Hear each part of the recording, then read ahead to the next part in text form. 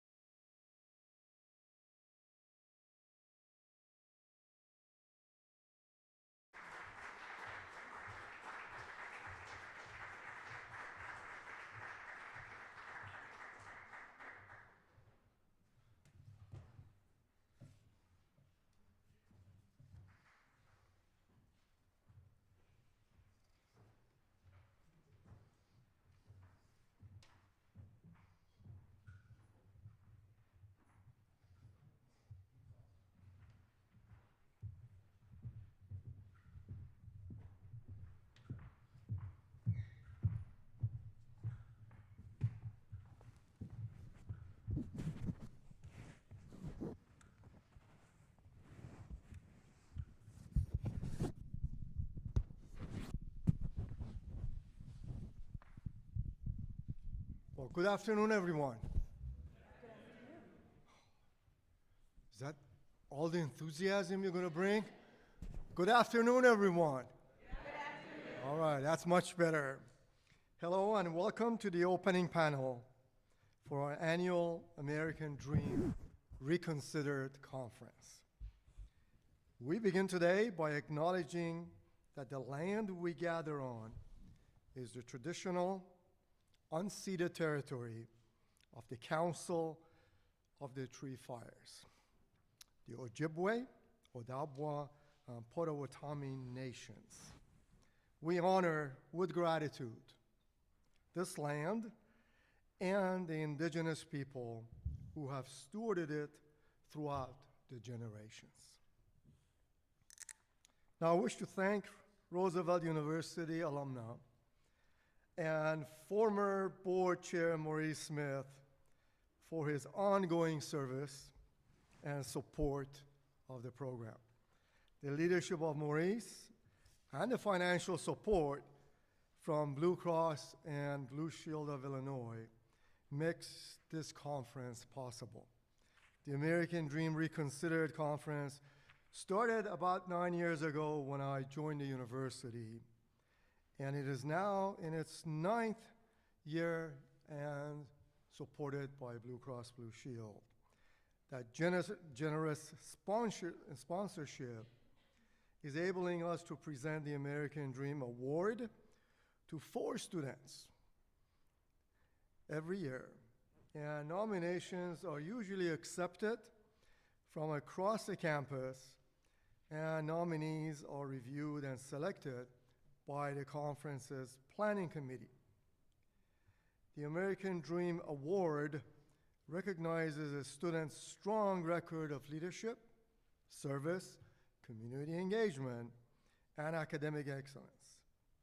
Candidates should display their commitment of democratic values and social justice through on-campus and community and professional engagement.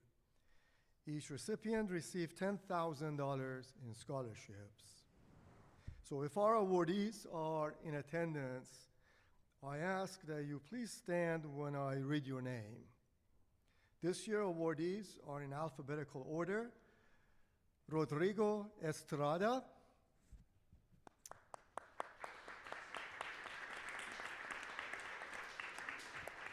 Rodrigo is a doctoral student in the College of Science, Health, and Pharmacy's PharmD program. He was nominated by Associate Dean Dana Singler. Priscilla Gonzalez. Priscilla is a junior in the College of Humanities, Education, and Social Sciences. She was nominated by Associate Dean Anne Marie Cusack and visiting lecturer Glenn Canigiani. Hannah Ranstead.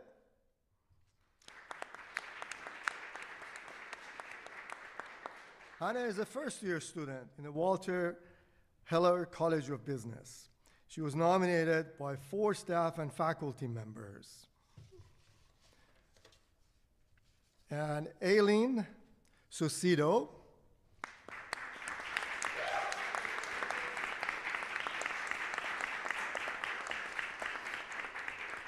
Aileen is a senior in the College of Science, Health, and Pharmacy.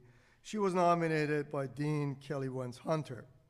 So again, congratulations to Rodrigo, Priscilla, Hannah, and Aileen. A more formal recognition ceremony will be held at a later date in participation with Blue Cross and Blue Shield of Illinois. Additionally, a full-length announcement highlighting the attendees' work will soon be published to the university community. Now, today's panel is focused on an issue that has vexed America for generations: immigration. Immigration has always been a central element of America and the American dream. But it has a complicated place in our nation's history. America is a nation of immigrants, and diversity is often celebrated as an American strength. But frequently in American history, throughout our history, including today, there has been strong opposition to immigration and calls to impose tighter restrictions. So here's how it goes. I got in, but after me, you should close down the borders. Okay? But I got in. Okay? That's what some tell us. Now, Chicago is facing its own challenges around the issue of immigration because of an influx of migrants from Latin America and South America. Tens of thousands have arrived in the city over the last few years, and handling this increase has strained the city and state resources. Yet we are a sanctuary city. So today's panel will explore this issue from a local, state, and national perspective, and I'm very excited to hear what they have to say. Roosevelt University professor Priscilla Archibald will be moderating today's panel. Professor Archibald is a professor of Spanish and the author of Imagining Modernity in the Andes. Her current research is focused on the issue of immigration. She teaches classes on immigration and modern Latin American literature. Professor Archibald is a past Fulbright scholar and was a fellow at the Society for the Humanities at Cornell University. We're also fortunate to have three distinguished panelists to help us gain a deeper understanding of the issue. I will let Professor Archibald tell you more about our panelists. Thank you.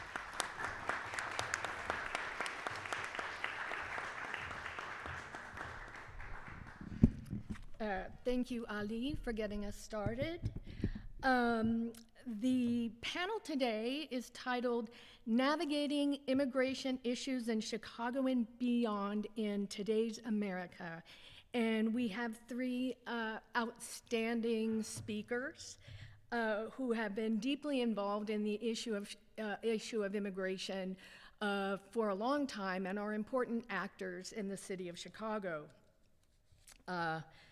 In the middle is Karina Ayala-Bermejo. She is president and CEO of Instituto del Progresso Latino, a leading community-based organization dedicated to the development of Latino immigrants and their families through education, training, and employment. Previously, she served as general counselor and executive vice president of Metropolitan Family Services, one of the oldest nonprofit organizations in Illinois. Ms. Ayala-Bermejo also worked for the City of Chicago in Mayor Daley's administration as acting commissioner, first deputy commissioner, and managing deputy commissioner for the Department of Human Resources. Earlier in her career, she spent 7 years as the director of community services for the Chicago Bar Foundation Association, where she encouraged attorneys to take on pro bono work and collaborated with the bar and various divisions of the Circuit Court of Cook County on initiatives to improve the justice system. Linda Rio, on my far left, is an attorney and a consultant to Access to Justice, most recently working with the Chicago Bar Foundation, spearheading pro bono legal assistance for migrants arriving from the southwestern border. Ms. Rio has held a variety of roles, including Executive Director of Pro Bono Network, Director of the American Bar Association's Child Custody and Adoption Pro Bono Project, Community Services Director at the Chicago Bar Association, and an attorney at Sidley Austin. Ms. Rio has consulted on issues involving human trafficking and was on the founding advisory board of the Young Center for Immigrant Children's Rights. Angela Garcia is an associate professor She is an associate professor at the University of Chicago's Crown Family School of Social Work, Policy, and Practice, with a courtesy appointment in the Department of Sociology. Dr. Garcia's research centers on international migration, law and society, social policy, and well-being. She is a prolific author whose publications include the award-winning book, Legal Passing: Navigating Undocumented Life and Local Immigration Law. The book, Legal Passing, compares the effects of restrictive and accommodating state and local immigration laws in the everyday lives of undocumented Mexican immigrants in the United States. Her current book project, Enduring Immigrant Illegality in Mexico, Waiting, Aging, and the State, theorizes time and waiting from the perspective of the undocumented immigrants and their aging parents left behind in communities of origin across Mexico. So please join me in welcoming our participants.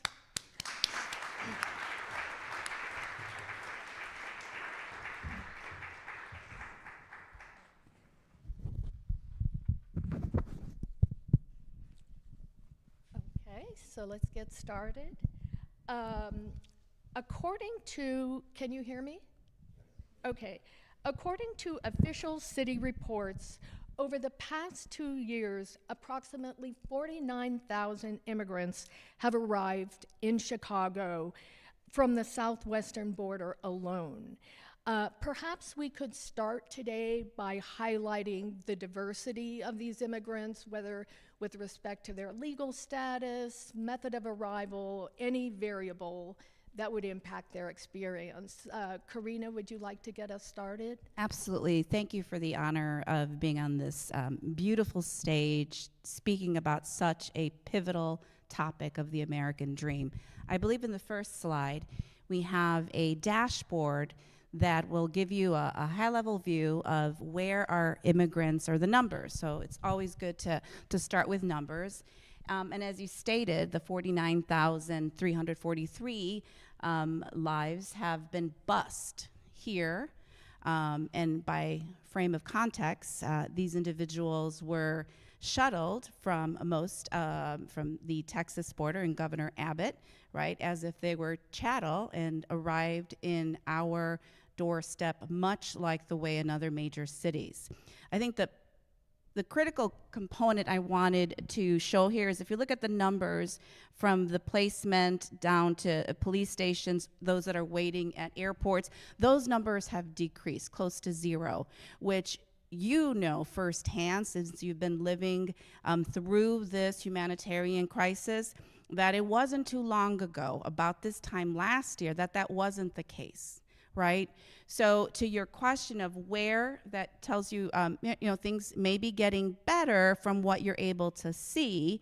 And I believe the next slide shows you where, why is it that there's ebbs and flows? Now, for starters, they're coming in through the southern border. So we're talking about Venezuelans, those from Haiti, those from Ecuador, and Nicaragua, primarily.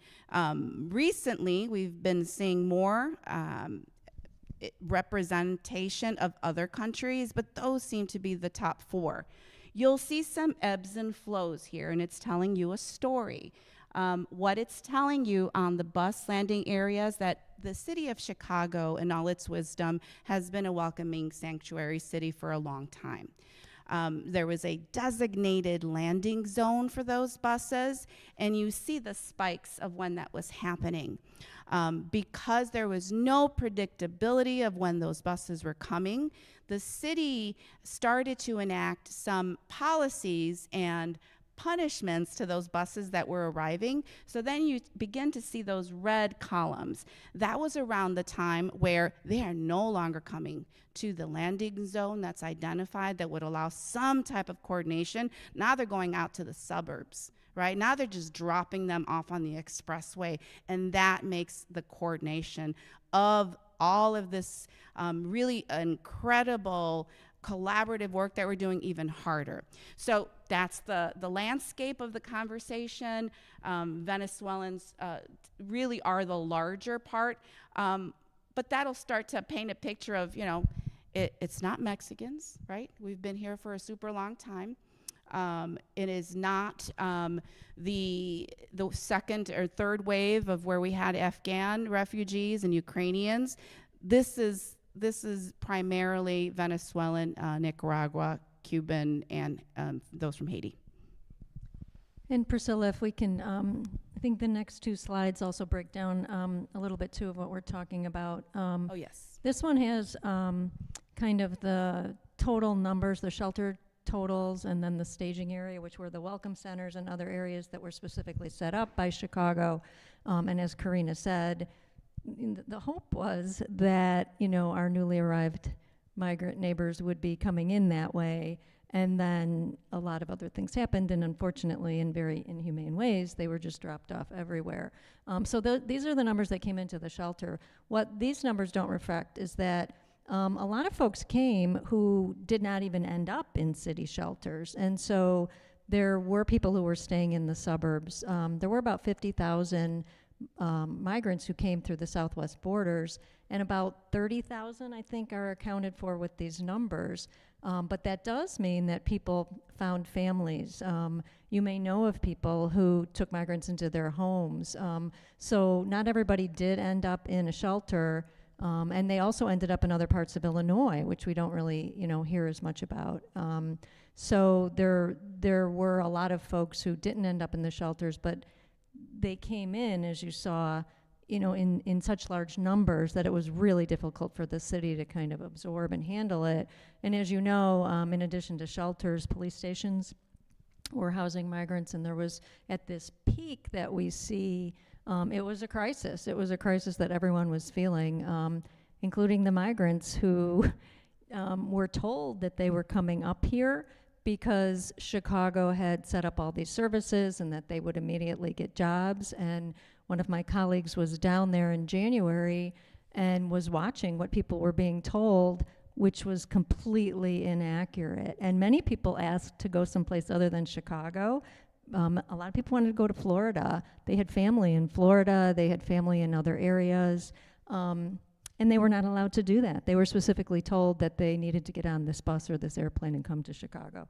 So, so that was that. And then if you go to the next slide, this hit, if you can go one, we'll come back to this one. That's the last slide. But if we do go back to that previous slide, Linda did a beautiful job just talking about imagine the unpredictability and the numbers and the surges. And you saw the police stations and the tents that were everywhere, encampments of sorts just popping up, and the homeless population everywhere, right? So if you look at the red and the green together, when the peak of that, guess when that was? Right before winter. So you can imagine, not only is the staging area, and it's exactly that, right? It's a staging area where people are literally waiting on buses, and they had to turn the buses on for the temperature to keep folks from freezing, right? You have the buses, they're not even yet in shelter, and then you have the peak of the shelters. And that's when you started to see the shelters of the enormitude of the Halsted and the Ogden. You may recall migrants dying. There was the example of the one young boy who passed. It is in those large warehouse type of shelters that were necessary during that time. But that gives you a little bit of what's happening behind those peaks and behind those numbers. Could I jump in? I wanted to circle back to something that you had mentioned. That Governor Abbott in Texas is sending migrants here. And I just want to point out that this is uncommon. Typically when we think about immigration in the United States, we often, I think by mistake, think about it as a national level issue, something that's controlled at the federal level, and something that cities and states kind of absorb passively. And this is a great example, one of many, that shows us that kind of narrative is actually incorrect. And this is an example from Texas that we haven't seen before, but we have seen states and localities have a really strong role in both kind of accepting or rejecting immigrants, but also kind of trying to attract them or repel them. And so this is a terrific example that really highlights the ways that states and localities have a big role to play, both in this current moment that we're living, but they'll continue to have really important roles in the future. So I want to sort of place that breadcrumb for you all as we go forward in the conversation today. Well, kind of following that up on a more local level, I'm wondering what kind of outreach has been done for immigrants, whether legal services on a more productive note. Linda, I don't know if you'd like to jump in. Sure. There's been a lot of services, as you can imagine. Lots of players had to come together sort of very quickly. So I can speak to the legal piece. I know that Karina's also been very involved in the legal piece as well as other social service pieces. But what we ended up doing was last August, when we realized that this was a situation that was going to be continuing and that we really needed to do something, you know, to help our newly arrived migrant neighbors.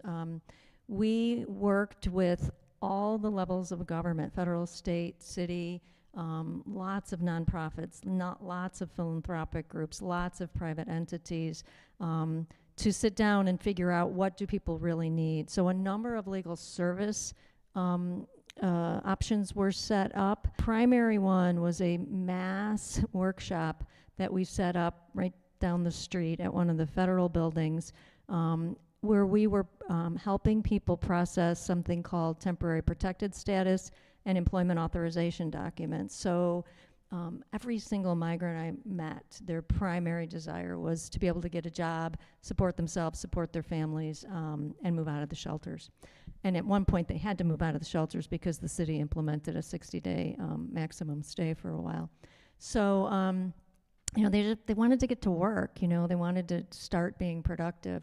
So we set up this assistance program, and we processed, by the end of August, which is when I have the actual numbers run through, we processed about 10,000 migrants, 10,000 applications, and close to 9,000 of them ended up getting either temporary protected status or employment authorization document, which most people know of as a work permit, so that they were actually able to go out and start working. And the really beautiful thing about what happened, which rarely happens, is all the levels of government actually cooperated, and all of these folks that are sometimes adversaries, you know, sometimes the legal service providers are at odds with the government entities, particularly USCIS, the United States Citizen Immigration Service. Everybody just realized that this was a crisis and came together, right? And so it was beautiful to see. The city put caseworkers on it. The state, and I don't know how well this was in the media, the state put out a lot of money, and the governor was spectacular. The governor's office, the Department of Human Services, the Department of Employment Security, they were on site so that after the applications were filed, about 5,000 migrants were able to work with the department to then get a job, get English language training. It was just a really incredible effort of people coming together quickly and in a way that just doesn't happen a lot. And I think that that's the problem. And I think that's what we have to really look at as an example. That's what we have to do more of, is get all the players together to find solutions instead of, you know, infighting and then nothing happens. And there were lots and lots of families that came. Many of the applications we processed were actually for children. Yeah, I did ones as young as 3 months old, because everybody had to get a work permit, which sounds really strange, but what you also got was a social security number so that the children could also then get other benefits. So it was just a really great example of how it can work, but unfortunately doesn't always go that way. That's right, Linda, and it happened over several months, and sometimes the coordination took even longer. That next slide does show the extreme efforts to ensure that the welcome-to-Illinois.org page had all of the information, not just for those wanting to lend a hand, but to the individuals who were seeking assistance. I know that we were at the early states. I was right when the first buses arrived. The message to the ways you can help were different, and it shifted as time went on. So Instituto worked with the city in many ways, but in the early days, it was about Project Amor, which is the Instituto's way of mobilizing the community around love, and it's an acronym for the Asylum Migrant Outreach Response. In the early days, it was emergency essential items, right? So it's the calls that you probably answered for toothpaste, underwear, socks. That was the number one, right? Some items to have some dignity of cleansing themselves, and we packaged that, and we would go to the buses. As folks walked off, it evolved based on the temperature. Right now it's blankets, jackets, coats, boots. So whatever the need was, we responded. Instituto set up the Amazon gift registry, which you likely also know and participated in, so that we coordinated with the shelters. So depending on who was where and what was needed, we updated the Amazon gift registry to make it simplified for anyone, regardless of where they were. And we had such an outpour of love, even from outside of the state and different parts of the world. That gift registry alone had over $1 million of donations that were actual items to keep our migrants and new arrivals safe in the shelters with the items that they needed. But beyond that, I know that we answered calls for a playground out at a shelter, because you have the serious issue of mental health and the mental health crisis, right? Because folks are just cooped up inside. So what are ways in which Project Amor can help and evolve? Since then, we now offer intense case management. Our Instituto case managers were at the police stations, inside the tents doing Know Your Rights, then at the shelters doing case management, because the goal was always, as Linda said, to get them out of the shelters and to get folks into jobs. So the case management, along with, we have a legal team as well, ensuring that they're not missing those critical dates, right? Within a year of entry, if you qualify for asylum, you have to file that application. So there was this feeling of urgency like none other, to deal with not just where are they going to be housed and how are your basic needs addressed, but then the clock is ticking on the deadlines. So it was an incredible union of local, even the Cook County government gave a lot of money towards these coordination of efforts, and the state, as Linda said, I think it was $180 million, and the city as well. So it's that coordination that's necessary, and the message of the federal government has to do more, not just to the border states, but those states like Illinois that was receiving our new arrivals. And as that evolved, it's not just the short term, it's the long term, right?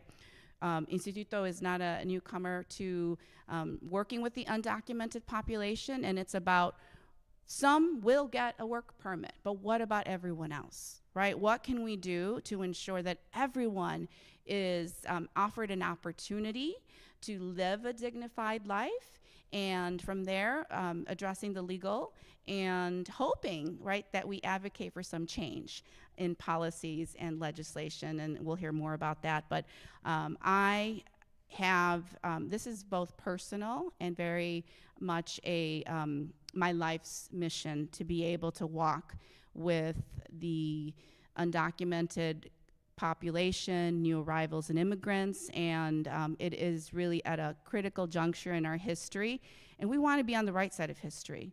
We want to be able to be remembered for a city, a state, a country that was welcoming to our brothers and sisters.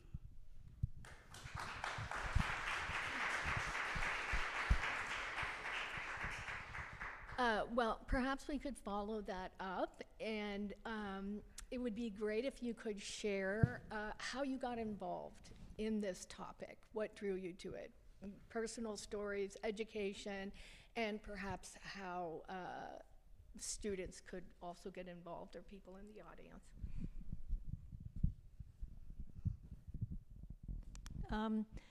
So I grew up in a working class household, and I was the first person in my family to go to college. And so when I ended up in law school, I knew I wanted to do something to help people who can't afford legal services, because I saw that our system is not designed to go it alone, and that you really need help.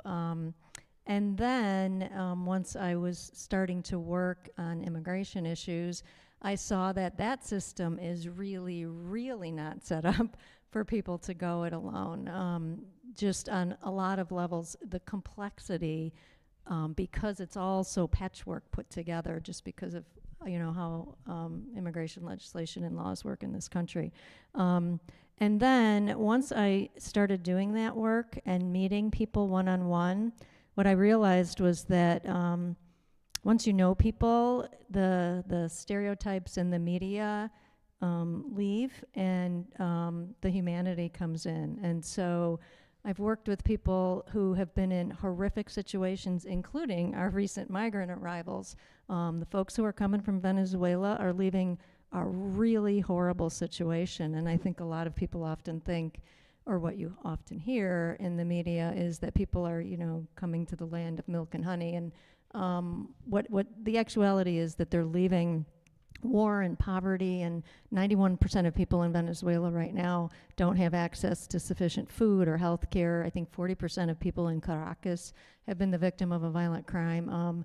And the trek people make to get here, you would not make that trek unless you had no other choice, and people die along the way, and it's really horrible. So I just realized that I needed to do something, and it has just been an inspiring journey to work with people who have been through such difficult stuff, and then have shown a lot of resilience. And just one example from our recent migrant arrivals, one of the first clients I worked with in our very first pilot was a grandma who, she came here, she was widowed, she came here with 2 daughters and 2 grandchildren, and they left because the 2 daughters were being abused by their partners, and one of the partners worked for the government.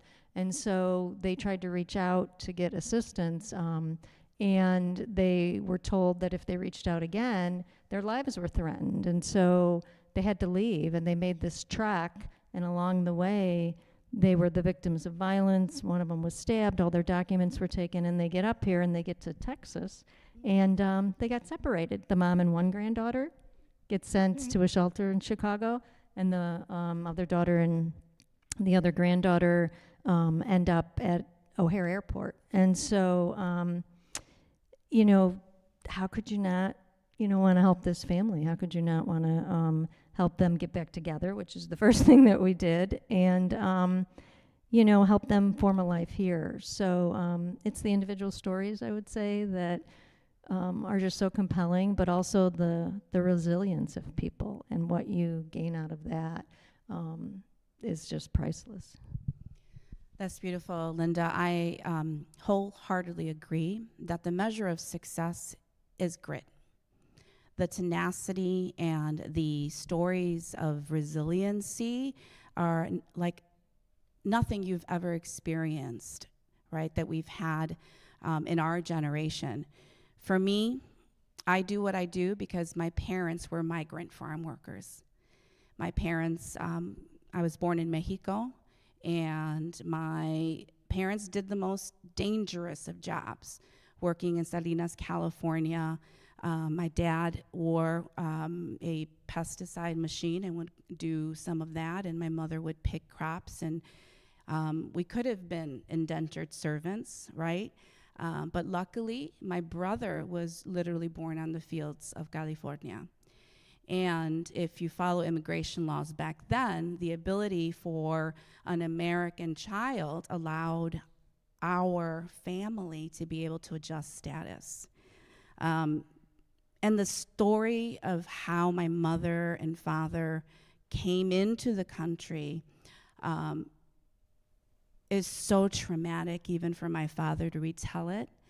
But for me to hear his strength and his courage and his tenacity, I hear it in all the stories that I get the honor of working with.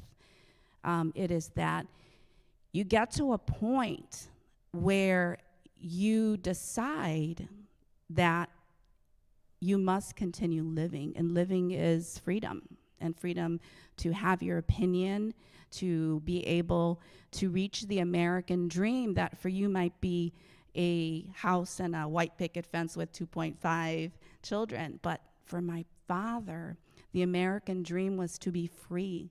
And he says that, and I get chills every time, it's like, I want you to have a future where you don't ever have to just work with your hands, but you get to work with your mind and your heart and your spirit. So is why I do what I do. It is the ability to find pathways that may currently not exist for kids just like me, right? How many DACA do you know, and how many in the room, right? You're brilliant, and you should have every opportunity that was afforded to me, because in the end, this resiliency, this grit that we have, you accomplish awesome things, right? So the American dream for me was to watch my parents being sworn in as citizens. And for them, they say it was watching me be sworn in as an attorney. So that's what I do, why I do.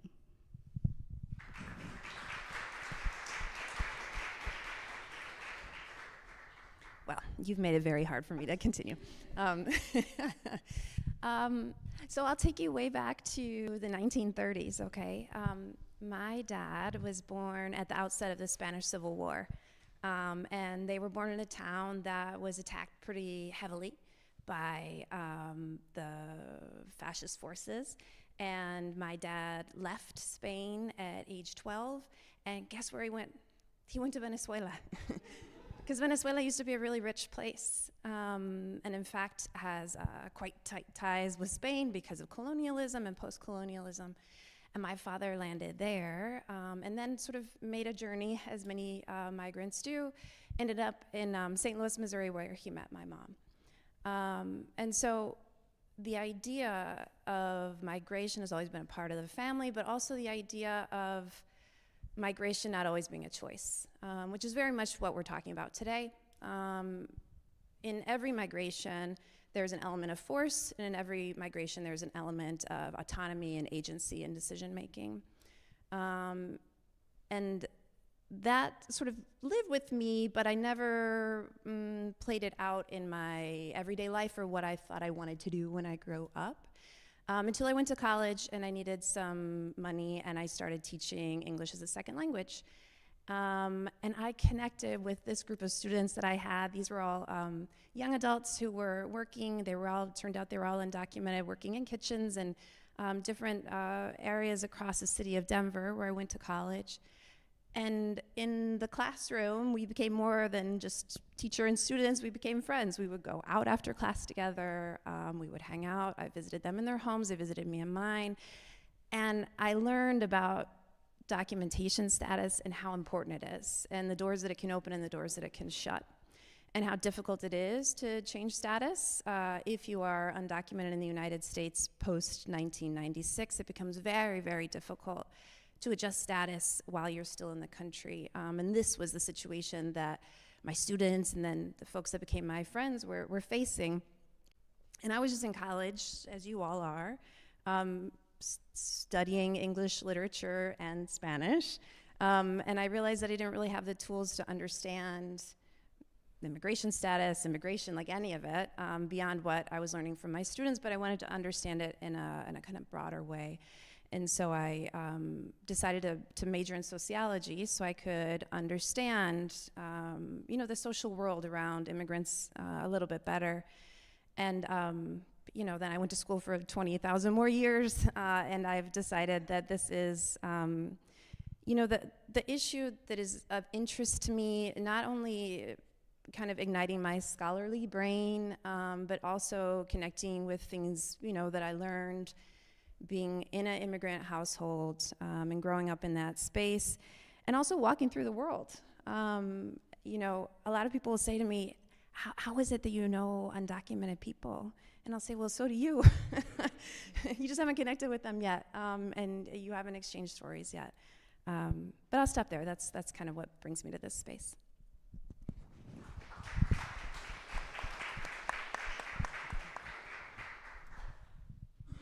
Okay, thank you. I'm hoping we have time for 2 more questions. And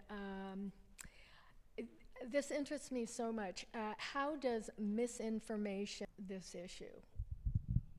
I'm just going to jump in there.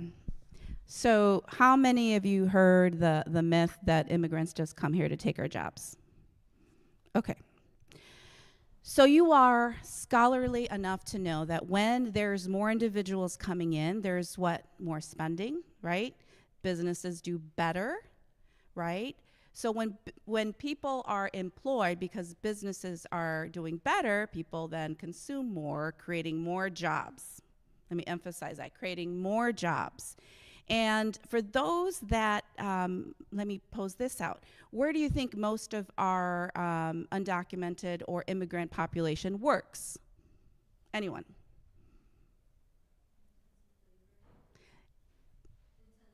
Yes, you're absolutely right. Essential workers, right? The ones that were most affected during COVID. So they are in jobs that most people would not work in, right? So, for example, hospitality, agriculture, meat packing industries, working in factories where there's substandard wages and a lot of wage theft and some very inhuman practices. Above that, where else are our immigrants? You may be surprised to hear this stat. Software engineering and physicians and in healthcare, right? So, first of all, immigrants do not take jobs. They contribute to the economic strength of America, and more importantly, contribute 4.6 trillion with a T to our economy. So next time somebody tries to say we hurt economy, be prepared with that $4.6 trillion fact. There's also a macro level on which misinformation is massively affecting this country and our immigration laws, which is that we're probably at the height of misinformation right now, I would say, in this current presidential election. And so, our migrants are being used as pawns in this political game right now, and there is intentional misinformation that's happening that is then causing our immigration laws to change for the worse and is massively impacting our political system. There's a lot of it. This notion in this term of migrant crime is something that was made up. And if you really look into it, I started taking a deep dive on this. I think every single example, except one that I found, was incorrect. The situation did not involve a migrant. The situation didn't happen. And this misinformation is intentional, So sometimes it's just that people don't know. The scary thing right now is that the misinformation is all intentional and for political gain, and it just makes it even more infuriating. And then, as I said, it changes our policies. Our current administration, I think, had been doing some decent things around immigration, and then got, these are my views, by the way, not Roosevelt University's, and then got scared and pulled back and changed things for the worse, for our immigrant population. And so the amount of misinformation and the impact it's having is just enormous right now and really, really dangerous. I'll just add on to that. You all hit 2 really big ones, crime and jobs. Another place that's like a evergreen misinformation space around immigration in the United States is whether or not we are a magnet for people to come and use welfare resources. since the 1990s, but really going way back further, it's really difficult to get tapped into any kind of social service support that's federally funded if you're undocumented. If you're undocumented, you can't even buy healthcare through the Obamacare marketplaces if you want to. You're just not allowed to.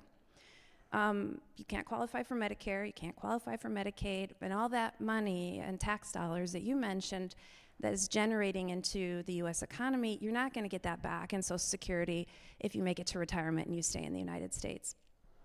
So those are just the facts. That's not an opinion, those are laws. And it can be really infuriating to know that and then hear the opposite repeated over and over again. And Linda, I really agree with you. The misinformation is intentional.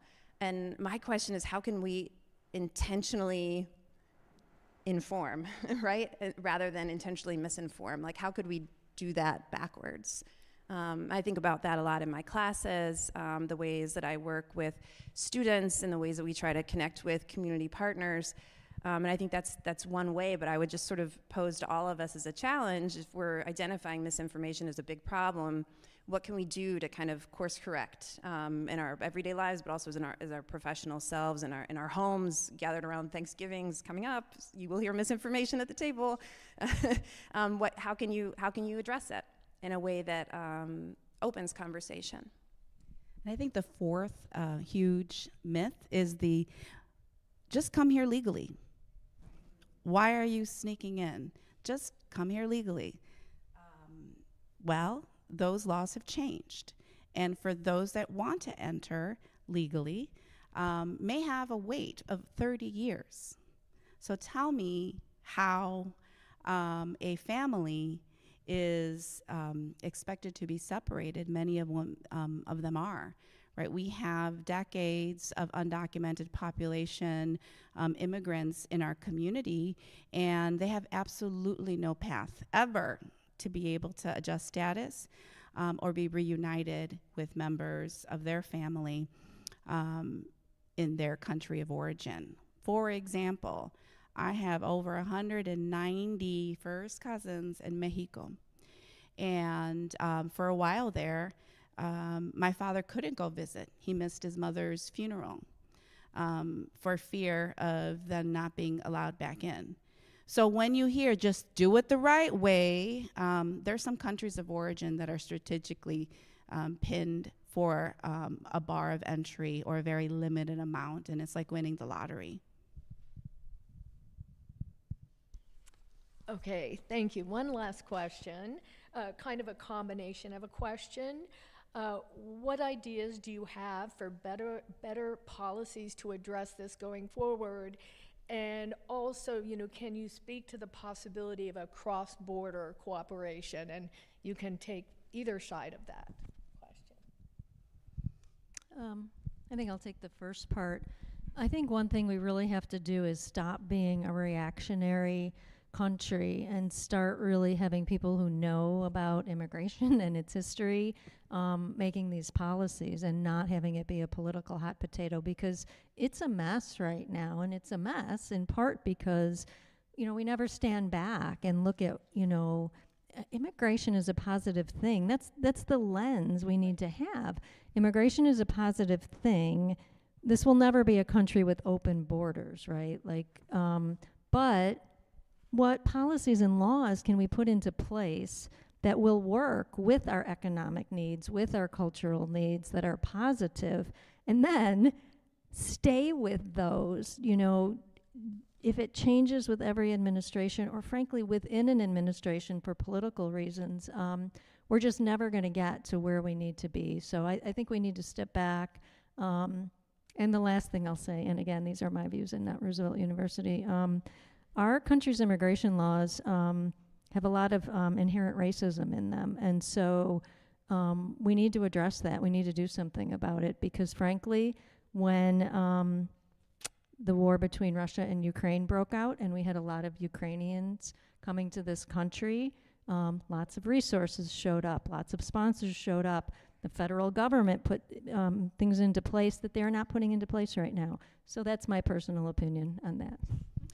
We are very aligned. Linda and I go way back, and it is interesting to see the possibilities, right? Now with parole in place, you're seeing some of that.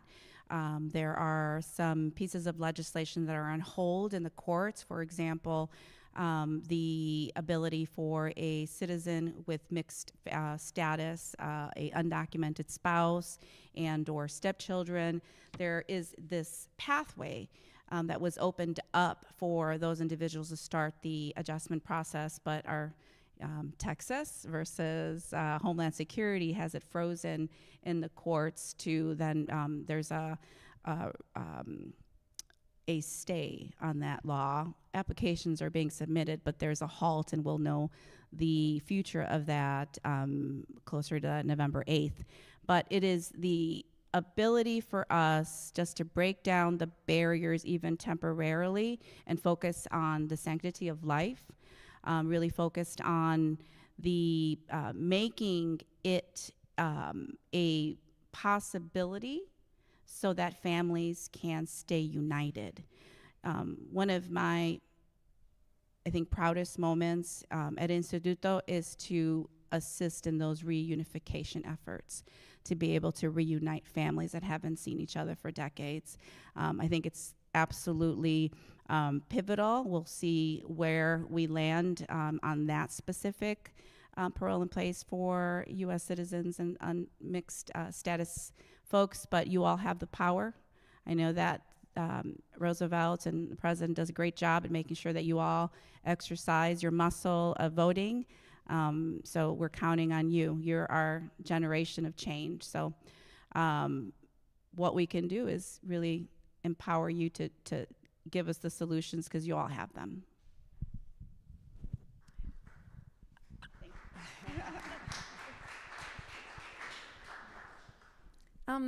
One thing, Linda, that you said that I wanted to build on is thinking about designing a system that meets multiple needs, right? Economic needs, political needs, people's human rights. And one of the things that I wanted to put on the table as, you know, where a place that I would start if I could wave a magic wand would be to think about and factor in how long people have been waiting for a shift, for an ability to adjust status or legalize. And I want to sort of call out this term that we've all becoming really familiar with and comfortable with, but I think it's maybe problematic, and that's the pathway term, because it implies more waiting. So, for example, Biden, when he took office, proposed immigration legislation that didn't go anywhere, but in his legislation, which was a pretty solid proposal, it included an 8-year gauntlet to get to full legal recognition or citizenship. So the average undocumented person in the United States today is 39 years old. If we waved a magic wand and said that Biden's proposal was going to go forward, they would be, and they went through that 8-year gauntlet with no problems, which of course there's always a hiccup.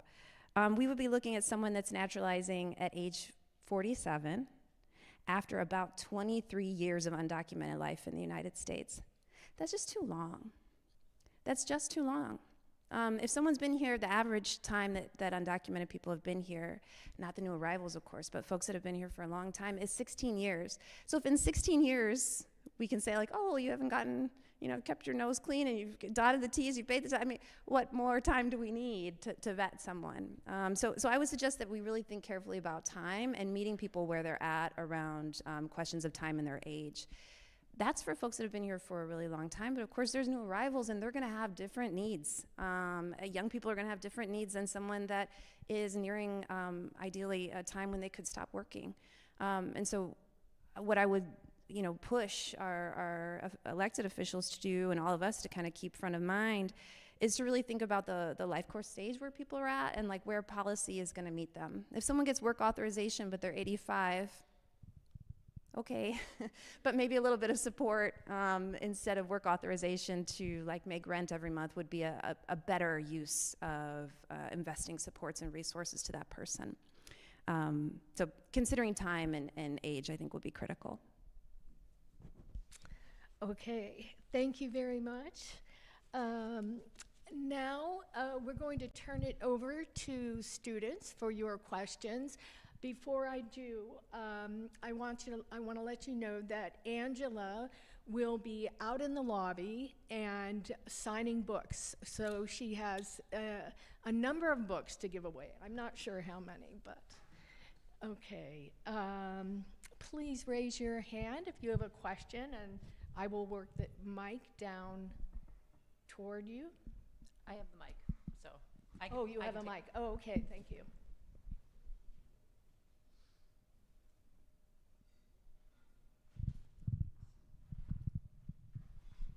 I'm gonna come around.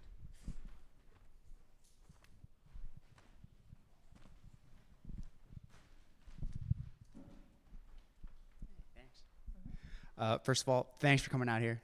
Sick. You guys really seem to know what you're talking about, which is awesome. Linda, I want to go back to what you mentioned before with media. You know, it's really interesting right now because you have two sides to the coin. So what do you wish individuals right here would really know that the media is misinterpreting regarding a case like this?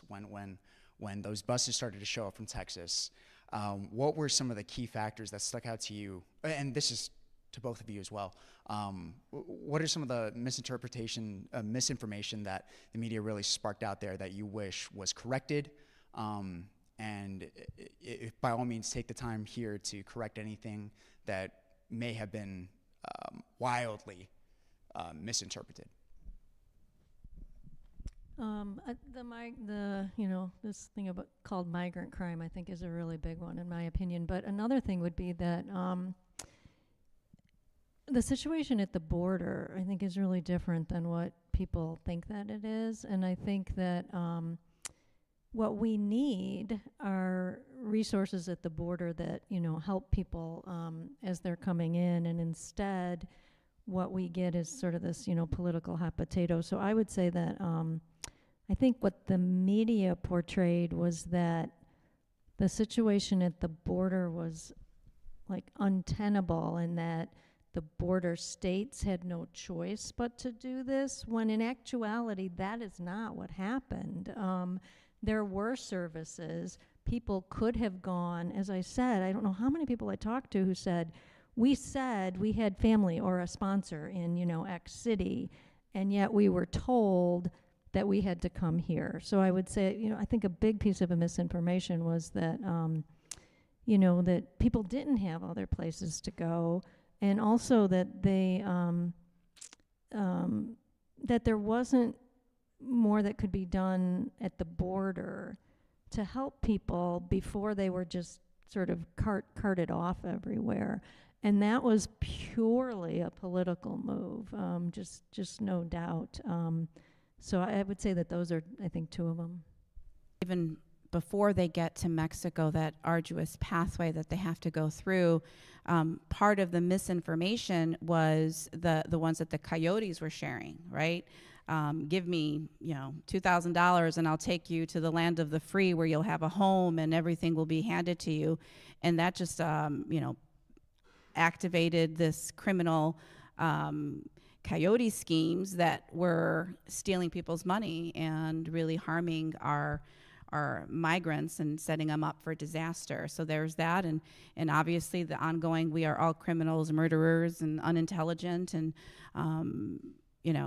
eat dogs and pets, and that's, we know, is certainly meant to demonize what it is to be an immigrant, which, as we started off, right, we are a country of immigrants. Like, I got in, but thank you, no thank you, everybody else can stay behind. It's this nonsensical rhetoric of who is worthy and who is not. And as you know, every story has a victim, a villain, and a hero.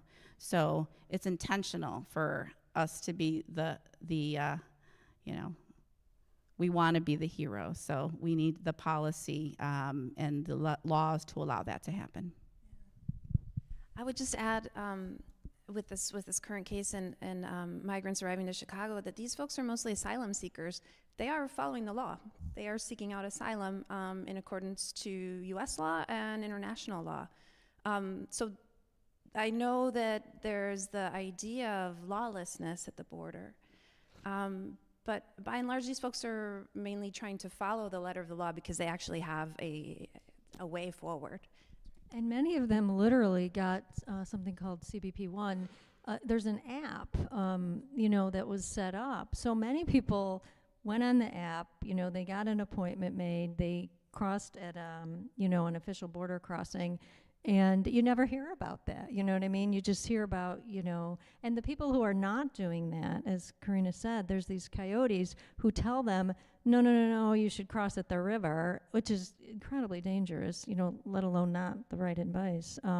So I think a lot, and also in answer to your question, I think a lot of people think, like, everybody just came in, illegally, but that's actually not true. And, oh, by the way, our government instituted something called temporary protected status to say, your country is such a mess that we have developed a legal status for you to come here now, which was good, and people came, and people think, that, and that's what we're supposed to do.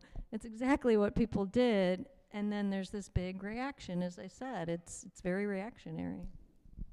Excellent question, though. Another question?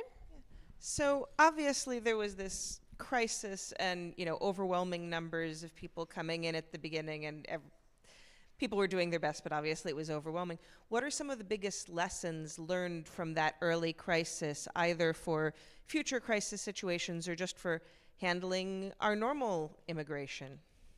In terms of future crisis, I'm working with a group right now in the Chicago area within the legal community called the Rapid Response Effort. What we realized was it took us way too long to get in place the services that were needed, and we can't wait. And so we need resources sort of at the ready. I mean, it took us months to, be able to know how to respond and what to do. I think what needs to happen is that we need to have in place these rapid response mechanisms, a little bit like what we kind of do with natural disasters sometimes.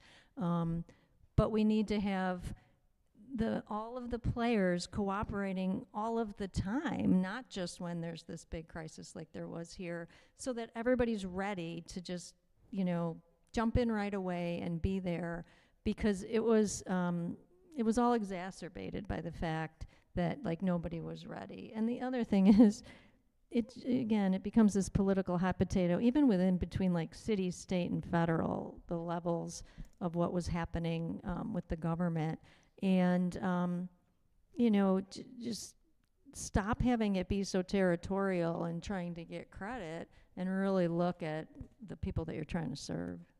And I would echo the need to activate sooner.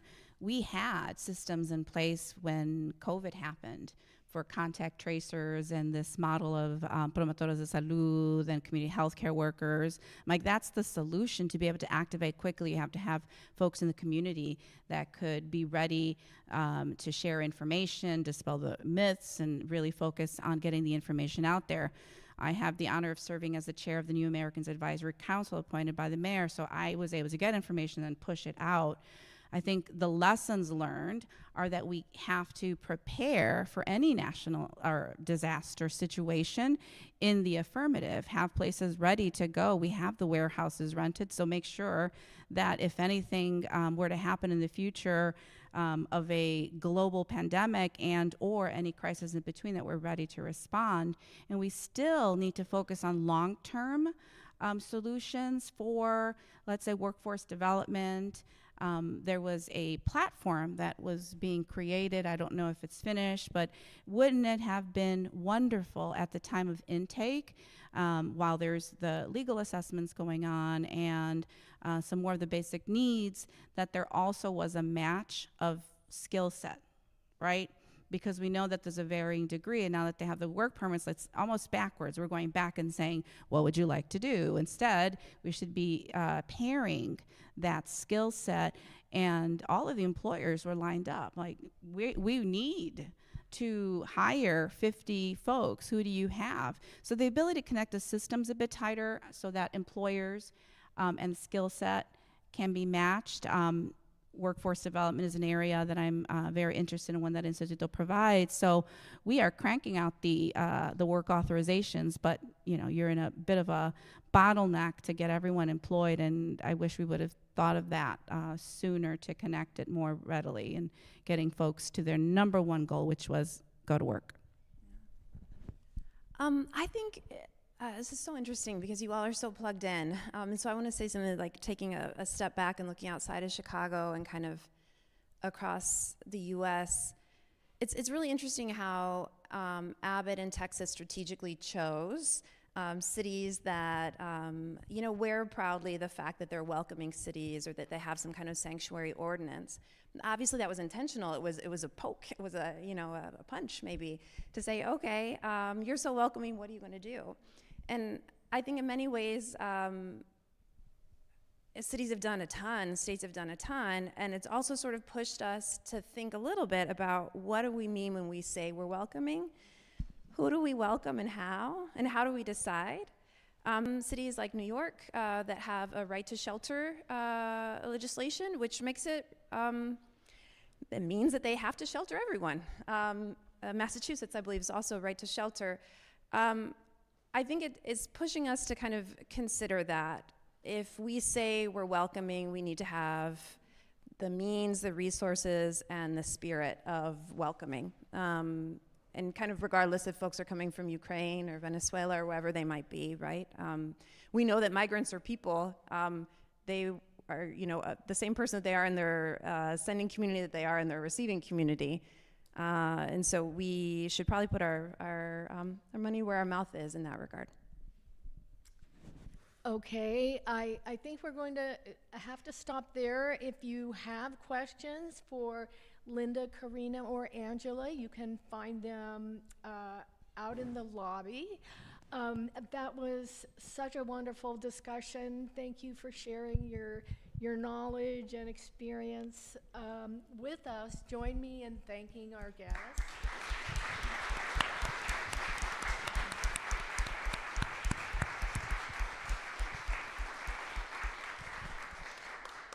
And I want to remind you that Angela will be giving away her book, Legal Passing, out in the lobby. Okay. Thank you very much. Thank you. Thanks.